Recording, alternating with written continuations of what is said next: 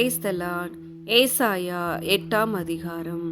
பின்னும் கர்த்தர் என்னை நோக்கி, நீ ஒரு பெரிய பத்திரத்தை எடுத்து மனுஷன் எழுதுகிற பிரகாரமாய் அதிலே மகேசாலால் அஸ்பாஸ் என்று எழுது என்றார்.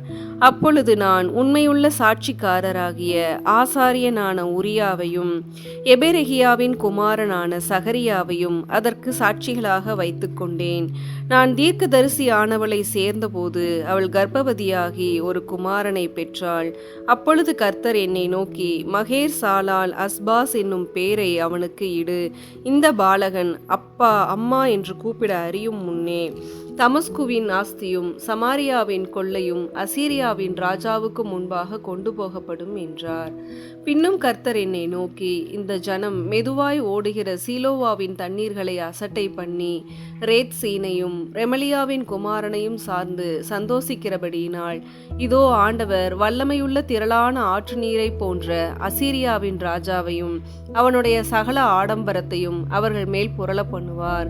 அது அவர்களுடைய ஓடைகள் எல்லாவற்றின் மேலும் போய் அவர்களுடைய எல்லா கரைகள் மேலும் புரண்டு யூதாவுக்குள் புகுந்து பிரவாகித்து கடந்து கழுத்து மட்டும் வரும் என்றார். இம்மானுவேலே, அவன் செட்டைகளின் விரிவு உமது தேசத்தின் விசாலத்தை மூடும். ஜனங்களே, நீங்கள் கூட்டங்கூடுங்கள், முறியடிக்கப்படுவீர்கள். தூர தேசத்தாராகிய நீங்கள் எல்லாரும் செவி கொடுங்கள். இடைக்கட்டி கொள்ளுங்கள், முறிந்தோடுவீர்கள். ஆலோசனை செய்யுங்கள், அது அபத்தமாகும். வார்த்தையை வசனியுங்கள், அது நிற்காது. தேவன் எங்களோடே இருக்கிறார். கர்த்தருடைய கரம் என்மேல் அமர்ந்து அவர் என்னுடனே பேசி, நான் இந்த ஜனத்தின் வழியிலே நடவாதபடி எனக்கு புத்தி சொல்லி விளம்பினதாவது, இந்த ஜனங்கள் கட்டுப்பாடு என்று சொல்லுகிறதையெல்லாம் நீங்கள் கட்டுப்பாடு என்று சொல்லாமலும், அவர்கள் பயப்படுகிற பயத்தின்படி நீங்கள் பயப்படாமலும் கலங்காமலும் சேனைகளின் கர்த்தரையே பரிசுத்தம் பண்ணுங்கள். அவரே உங்கள் பயமும் அவரே உங்கள் அச்சமுமாய் இருப்பாராக.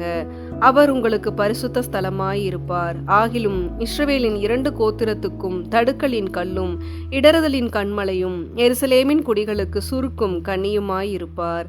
அவர்களில் அநேகர் இடறி விழுந்து நொறுங்கி சிக்குண்டு பிடிபடுவார்கள்.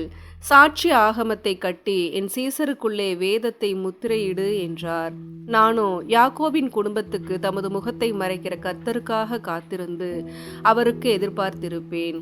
இதோ நானும் கர்த்தர் எனக்கு கொடுத்த பிள்ளைகளும் சியோன் பர்வதத்தில் வாசமாயிருக்கிற சேனைகளின் கர்த்தராலே இஸ்ரவேலில் அடையாளங்களாகவும் அற்புதங்களாகவும் இருக்கிறோம். அவர்கள் உங்களை நோக்கி அஞ்சனம் பார்க்கிறவர்களிடத்திலும் முணுமுணென்று ஓதுகிற குறிகாரர்களிடத்திலும் விசாரியுங்கள் என்று சொல்லும்போது, ஜனங்கள் தன் தேவனிடத்தில் விசாரிக்க வேண்டியதல்லவோ? உயிருள்ளவர்களுக்காக செத்தவர்களிடத்தில் விசாரிக்கலாமோ? வேதத்தையும் சாட்சி ஆகமத்தையும் கவனிக்க வேண்டும்.